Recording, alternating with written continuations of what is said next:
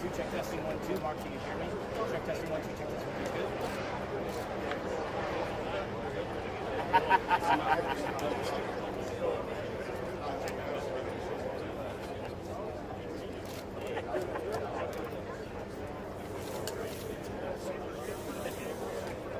Hey, if everyone can please take their places, back up, please. Thank you. Just wanted to check. Gilbert.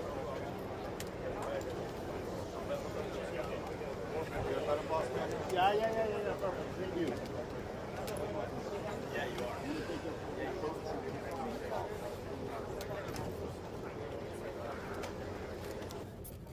Why don't y'all come on in? Okay. This is your county. Give some space to the county judge.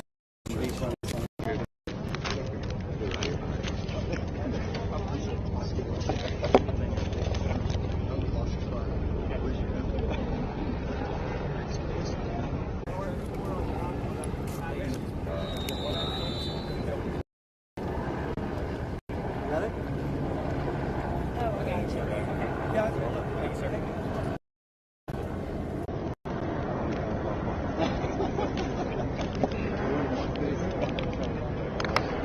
I want to thank everybody for joining with us here today. First, let me say that we're joined by a lot of very important people who have been working relentlessly to try to address the challenges that we're facing on the border. I want to mention some of their names. We're in Valverde County right now. Chief Administrator for Valverde County is County Judge Owens. Mayor for Del Rio, who's been on the front lines of having to make a lot of tough decisions, been on the front lines of trying to protect his community from being overrun by everybody who's been coming across the border, is Mayor Lozano. You have Sheriff Martinez, the chief law enforcement officer for this county. For Mayor Lozano and Sheriff Martinez, I was in close contact with them during the entirety of this past weekend as we began organizing a more robust response to what's been happening along the border.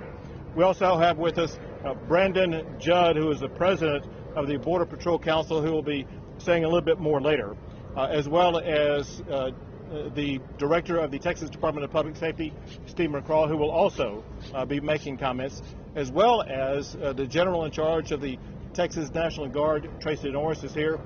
Importantly, we have members of the Texas House of Representatives with us, including the Speaker of the House.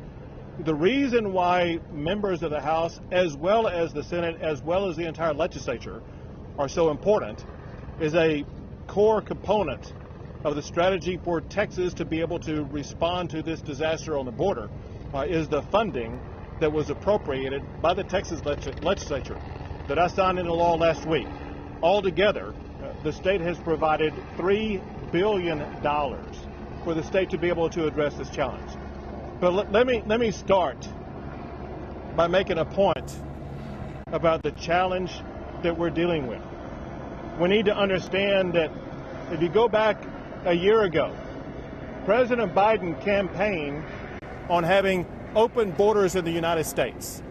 I'm sure most people, when they heard President Biden, either when he was as a candidate or as president, talk about open borders, they had no idea it would lead to the type of chaos that we've witnessed just behind me for day after day after day. Contrary to what Kamala Harris talked about trying to solve this problem in the Northern Triangle, what the world is witnessing now is the open border policies that are being utilized by the Biden administration. It attracts people from across the entire globe, including people coming from more than 150 different countries. And when you have an administration that is not enforcing the law in this country, when you have an administration that has abandoned any pretense of securing the border and securing our sovereignty, you see the onrush of people like what we saw walking across this dam that is right behind me. Well, because the Biden administration is doing nothing to secure our border, because the Biden administration has been promoting and allowing open border policies, it has been the state of Texas that had to step up and address this challenge and work with the local mayor, the local county judge, and the local sheriff to accomplish several things. One of our primary goals, obviously, was to assist local officials in making sure that their communities are going to be safe. But in addition to that, Texas is taking unprecedented steps.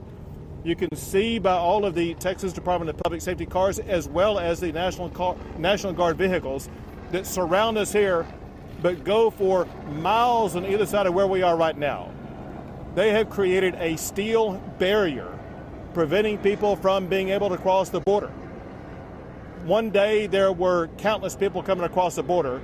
Then that very same day, the Texas Department of Public Safety put up all of these DPS vehicles, and suddenly, in an instant, people stopped crossing the border in this location. That strategy is working. In addition to that strategy, there's something else that we're doing that's been unprecedented, and that is the state of Texas. We are arresting and jailing anybody who comes across the border illegally and trespasses on private property or on public land. And so it's not the Biden administration catch and release policy. It's the arrest and jail policy, sending a message to these folks and anybody thinking about coming here. If they're thinking about coming and crossing this river here in Texas, you may wind up with handcuffs on your hands, going straight to jail, as opposed to being released to the general population. The mayor here and the sheriff here and the county judge here, they've been on the front lines and they've been overwhelmed with what has taken place. It's essential that Texas continues its efforts. One thing that I've learned in briefings, and that is now that we have sealed this particular area of the border, we see the migrants now trying to penetrate other areas of the border.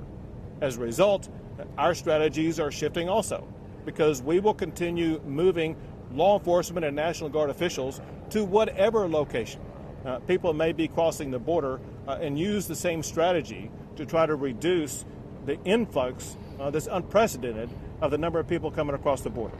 I am now going to turn over the mic to the director of the Texas Department of Public Safety, who's been organizing the efforts on the front line. Director McCraw, why don't you come on up? Thank you, sir.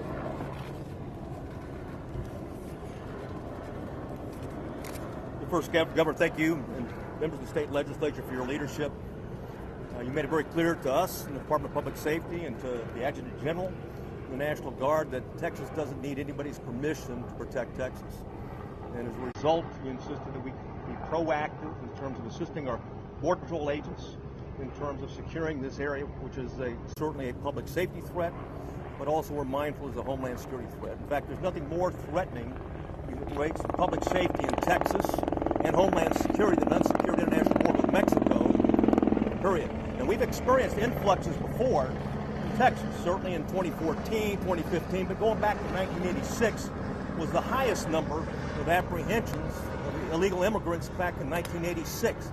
Now it was at 726,000. But today, we've reached the all-time high in Texas, and that's 1.1 million apprehensions, not including what you see over here. These numbers haven't been counted yet. And certainly that's in federal fiscal year, which we count in terms of the Border Patrol aspect of it. So keep in mind that every time this happens, Border Patrol is overwhelmed. And I'm certainly their union representative can talk about that, and certainly their chief can talk about it. And when that happens, Texas becomes less secure because the cartels exploit those gaps. And that's cocaine, methamphetamine, fentanyl, human trafficking, all the above. And if you've got a drug problem in the United States, you've got a cartel problem, you've got a Mexican-Texas international border problem as well. And as the governor made clear, we'll continue as long as needed.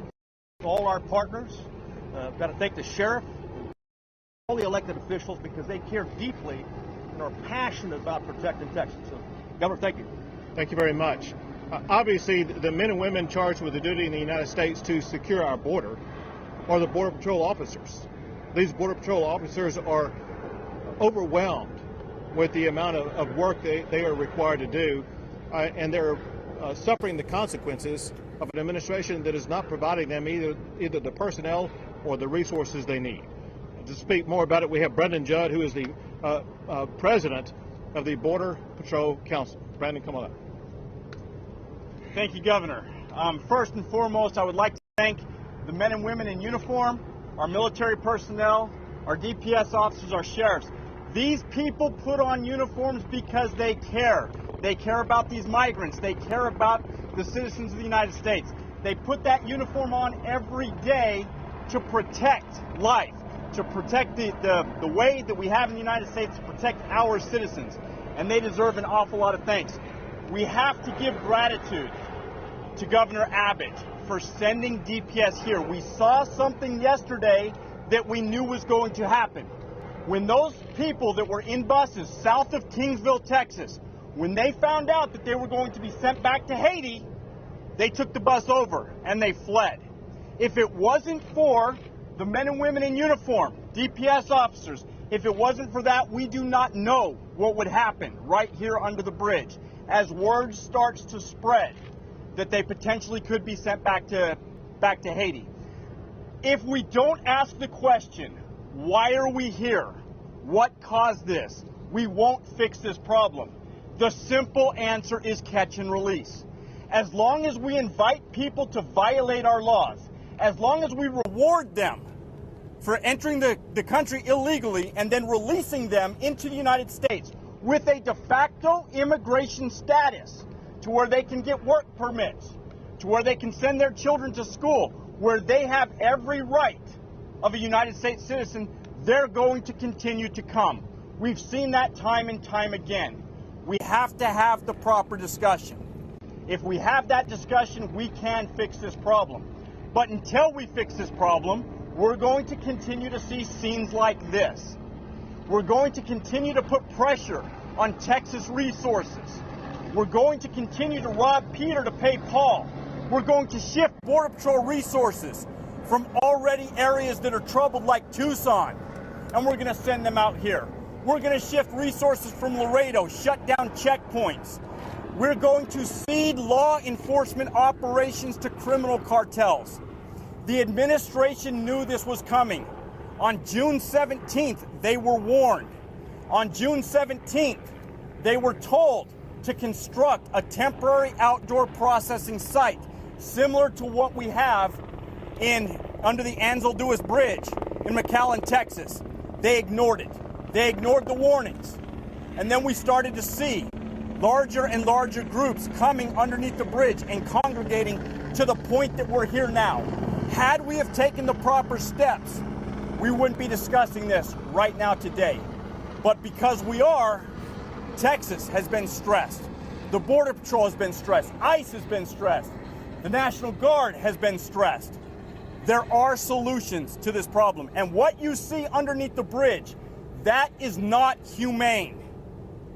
The Biden administration promised that they would have a humane process. That is not humane. It is humane to properly enforce our laws. It is humane to not just give lip service to an issue, but to actually follow it up with actions. That's what we haven't seen. And for that reason, I am grateful to General Norris. I'm grateful to Director McCraw, and I'm especially grateful to Governor Abbott for taking the lead on this issue, an issue that he doesn't have to take the lead on. But he does because he cares about the citizens of the state of Texas and the citizens of the United States. For that, Governor, thank you very much. Thank you.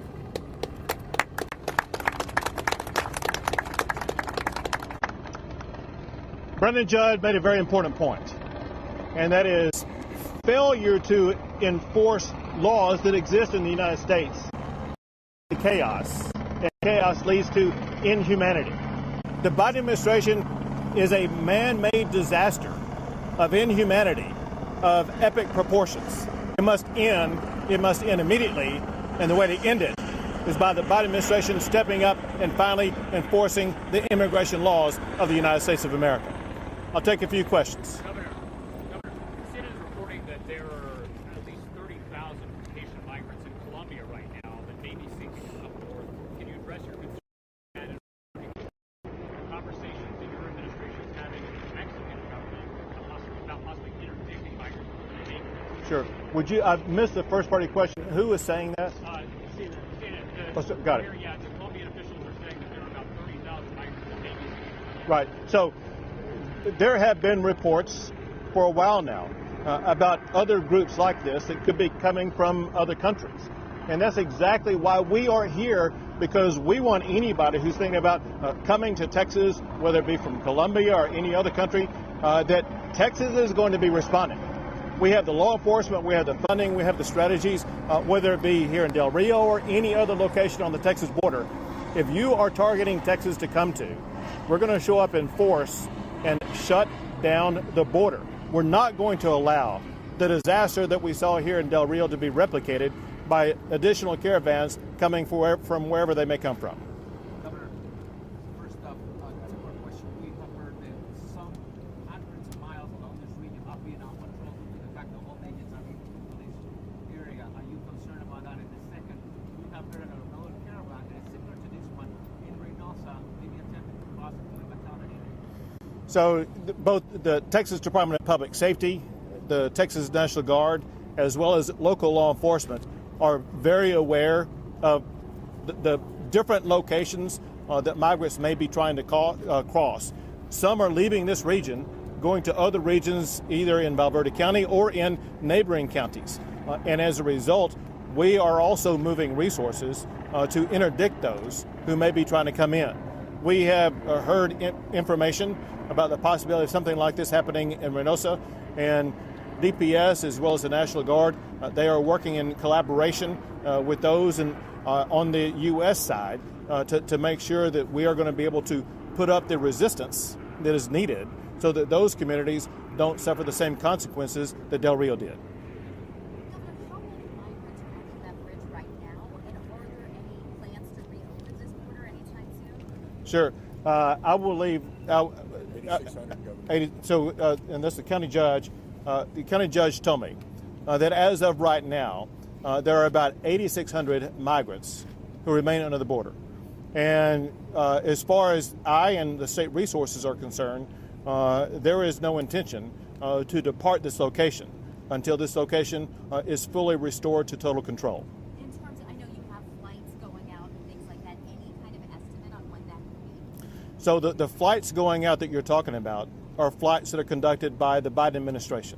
And candidly, there's been nothing but confusion and shifting different stories about where they're flying them from, where they're flying them to, how many they are flying out. So that's a constantly changing story that only the Biden administration can venture to tell you. Two-more question. On that point about the flights and when these migrants will be away from that bridge, the Biden administration believes that they can process those remaining migrants by the end of the week. Do you believe that? They have shown no capability of being able to process all of these migrants by the end of this week. It is an incapability of dealing with this crisis, candidly, in a way where they pretend it doesn't even exist. And we're here to tell you, it exists, it's total chaos. And the Biden administration, they need to up their game big time. Last question. The Secretary of the Department of Homeland Security said that their response to the border here was commensurate with the need. However, we know that a lot of folks have been saying that you all need help down here for some time now. What are you supposed to do so long to get there? So we have been told by the Secretary of Homeland Security as well as others in the stretching back to last March and February that they would continue to provide resources that were needed to prevent events like this from happening. And all those promises were never fulfilled. And as a result, it had to be the state of Texas working in collaboration with our local partners that steps and provides the resources that are needed to staunch the flow of illegal immigration on our border, and we will continue that effort. Thank you all very much. Thank you guys so much. Thank you for coming. Thank you. Thank you so much. Q&A's over. Thank you. Thank you so much for coming. Are you Great. with the Mexican government? So yes, I obviously made a disaster declaration about a reason, and that is if you look at what the financial strain and the healthcare strains that Valverde County is dealing with, as well as the additional counties around this area, there is a presidential disaster declaration.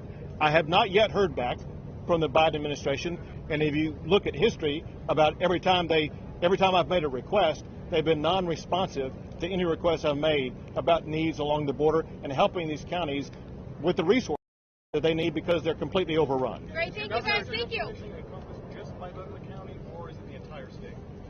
It encompasses the counties that are affected by the current surge. It is capable of being expanded to make sure that the state and the counties and the cities have the resources they need to be able to cope with the disaster caused by the Biden administration. Great, thank you guys. That's the last question. Thank you so much.